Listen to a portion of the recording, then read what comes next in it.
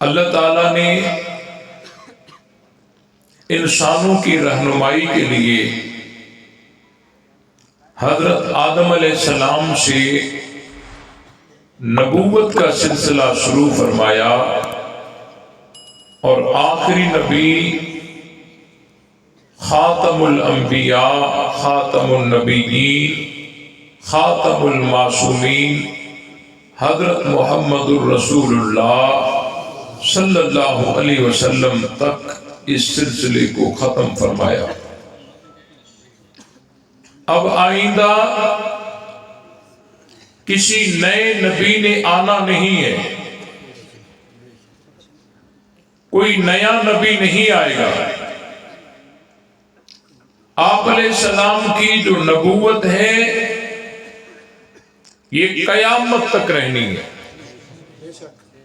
اور آپ علیہ السلام کا لایا ہوا دین وہ بھی قیامت تک رہنا ہے۔ جو طبقہ قرآن کو غلط کہتا ہے، ہاں اب کھل کے کہتا ہے، جو طبقہ قرآن کو غلط کہتا ہے، پہلے علماء حوالے دے کر بتایا کرتے تھے نا کہ جی یہ قرآن کو نہیں مانتے۔ کچھ لوگ علماء کی بات مانتے تھے، کچھ نہیں مانتے تھے، لیکن اب تو معاملہ سارا کھل کے سامنے آ چکا ہے۔ جو لوگ قرآن کو نہیں مانتے اور صحابہ کرام کو بھی نہیں مانتے، تو اس کا مطلب کیا ہوا کہ نبوت بھی ختم ہو گئی اور دین بھی ختم ہو گیا۔ اس کا مطلب تو یہی بنتا ہے نا، جب دین مکمل نہیں ہے اور کسی نئے نبی نے آنا بھی نہیں ہے تو کیا نتیجہ نکلا؟ تو بہرحال ہمارا عقیدہ یہ ہے کہ یہ دین قیامت تک رہنا ہے اور رہے گا، اور اس دین کے جو ناقل ہیں وہ حضور کے صحابہ ہیں۔ وہ کون ہیں؟ صحابہ ہیں۔ اور انبیاء کرام اور صحابہ کرام، ان دو طبقوں کو عام لوگوں پر قیاس نہیں کیا جائے گا۔ یہ بات میری غور سے سماعت فرمائے۔ انبیاء کرام اور صحابہ کرام، ان کو عام لوگوں پر قیاس کیا جا سکتا نہیں ہے۔ بعض احکامات ان کے عام لوگوں سے مختلف ہیں۔ میں آپ کو ایک مثال سے سمجھانے کی کوشش کرتا ہوں کہ شاید آسانی ہو جائے۔ کسی نبی کی توہین، کوئی بھی نبی ہو، کفر ہے یا نہیں؟ بولو بھائی، کسی نبی کی توہین، کوئی بھی نبی ہو، اس کی توہین کفر ہے یا نہیں؟ سب مانتے ہو؟ اس میں کوئی اختلاف تو نہیں؟ اچھا، اگر نبی نہ بھی ہو، کسی مسلمان کی داڑھی کو نوچنا یہ تو ویسے گناہ ہے۔ اچھا، بڑا بھائی وہ تو باپ کی جگہ پہ ہوتا ہے، اس کی داڑھی کو نوچنا یہ تو سخت گناہ ہے۔ لیکن یہ سارے کام حضرت موسیٰ علیہ السلام کر رہے ہیں۔ اگر کوئی اور کرتا تو کفر تھا۔ غلط کہہ رہا ہوں؟ اگر کوئی اور کرتا تو کفر تھا، لیکن حضرت موسیٰ علیہ السلام کر رہے ہیں، لا تأخذ بلحیتی ولا براسی، نبی کی داڑھی کو پکڑنا اور کھینچنا نوچنا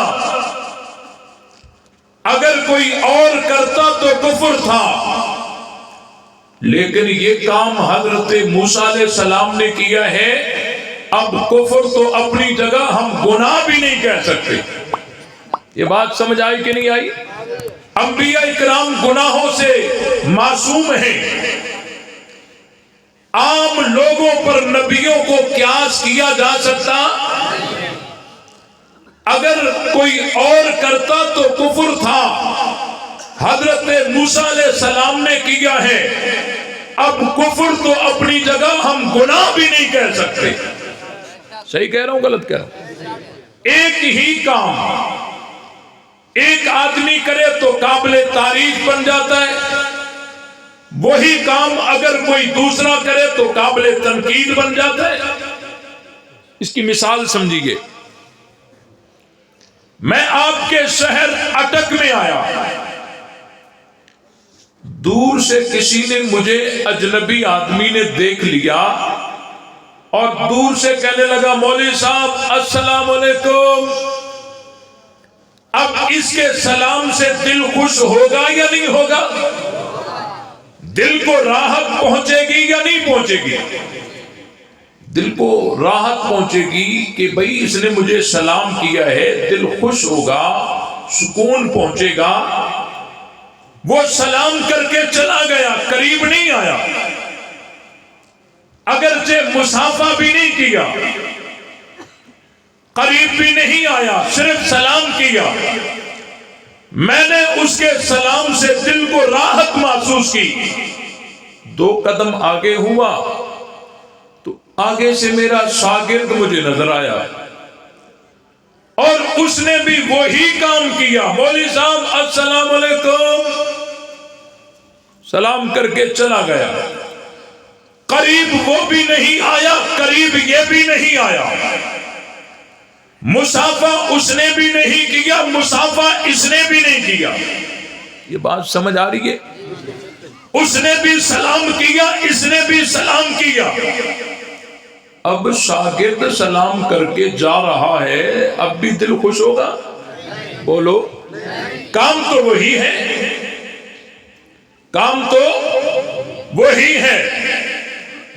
سلام اس نے بھی کیا، سلام اس نے بھی کیا، قریب وہ بھی نہیں آیا، قریب یہ بھی نہیں آیا، مصافحہ اس نے بھی نہیں کیا، مصافحہ اس نے بھی نہیں کیا، لیکن اجنبی کا سلام قابل تعریف ٹھہرا، لیکن شاگرد کا سلام قابل تنقید ٹھہرا۔ بھائی یہ کیوں؟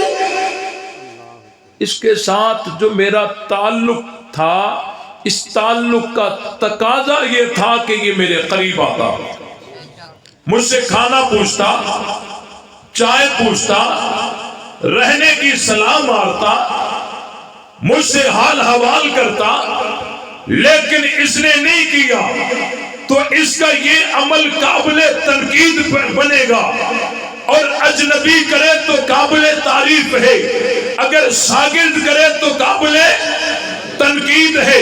بھائی جس کا تعلق میرے ساتھ ہے، جس کا تعلق میرے ساتھ شاگردی کا ہے، اس کا معاملہ عام لوگوں کی طرح نہیں ہے، اور جن کو تعلق صحابیت مل گیا وہ عام لوگوں کی طرح ہو سکتے ہیں؟ ان کا معاملہ عام لوگوں کی طرح ہو سکتا ہے؟ انبیاء اکرام اور صحابہ اکرام اگرچہ ان کا آپس میں مرتبے میں تفاوت ہے، لیکن ان کو عام لوگوں پر قیاس نہیں کیا جائے گا۔ انبیاء کرام کے لیے بھی بعض احکام عام لوگوں سے ہٹ کر ہیں، پیغمبر کے صحابہ کے لیے بھی بعض احکام عام لوگوں سے ہٹ کر ہیں۔ انبیاء کرام ہوں یا صحابہ کرام ہوں، یہ دینی شخصیات ہیں، دینی قیادت کا نمونہ ہے، قرآنی شخصیات ہیں، ان کو عام لوگوں پر قیاس کیا جا سکتا؟ اور توجہ رہے، آپ کہیں گے صحابہ کو نبیوں کے ساتھ آپ نے کیوں ملایا؟ بھائی یہ میں نے صرف نہیں کیا، اللہ کا رویہ بھی دونوں کے ساتھ مشترک ہے، اللہ کا رویہ بھی دونوں کے ساتھ مشترک ہے، اور اللہ نے دونوں کو رکھا بھی مشترک ہے۔ ہاں ہاں، حضور علیہ السلام کو صرف معراج میں اکیلا بھیجا دکھانے کے لیے کہ ان جیسا پوری کائنات میں کوئی ہو سکتا نہیں ہے، وگرنہ نبی کا بدر دیکھو، احد دیکھو، ہجرت دیکھو، غار دیکھو، آج مزار دیکھو، دونوں ساتھ ہیں نا، نبوت اور صحابیت دونوں ساتھ رکھے ہیں۔ یہ اللہ کا نظام ہے، اللہ کا رویہ دونوں کے متعلق ایک جیسا ہے۔ اللہ نے قرآن میں فرمایا ان اللہ وملائکتہ یصلون علی النبی، کہ بے شک اللہ تعالی اور اس کے فرشتے نبی پہ صلاۃ بھیجتے رہتے ہیں۔ نبی پہ صلاۃ اللہ بھی بھیجتا ہے، نبی پہ صلاۃ فرشتے بھی بھیجتے ہیں۔ اللہ نے قرآن میں دوسری جگہ فرمایا هو الذی یصلی علیکم وملائکتہ، وہی اللہ ہے جو تمہارے اوپر صلاۃ بھیجتا ہے اور اللہ کے فرشتے بھی صلاۃ بھیجتے ہیں۔ دیکھیے ذرا، نبی پہ اللہ کی صلاۃ، نبی کے یاروں پہ اللہ کی صلاۃ، نبی پر فرشتوں کی صلاۃ، نبی کے یاروں پر بھی فرشتوں کی صلاۃ ہے۔ ان اللہ وملائکتہ یصلون علی النبی، ہے یا نہیں؟ اللہ نے اسی جگہ فرمایا، اسی قرآن میں هو الذی یصلی علیکم، وہی اللہ ہے جو صلاۃ بھیجتا ہے تمہارے اوپر۔ بھائی جب قرآن نازل ہو رہا تھا اس وقت جو سامنے تھے جن کو تمہارے اوپر کہا جا رہا ہے، یہ کون ہے؟ آواز آنی چاہیے، ماننے والے بولے، گرجدار آواز آنی چاہیے۔ بھائی نبی پر بھی اللہ کی صلاۃ ہے، صحابہ پر بھی اللہ کی صلاۃ ہے، نبی پر بھی ملائکوں کی صلاۃ ہے، صحابہ پر بھی ملائکوں کی صلاۃ ہے۔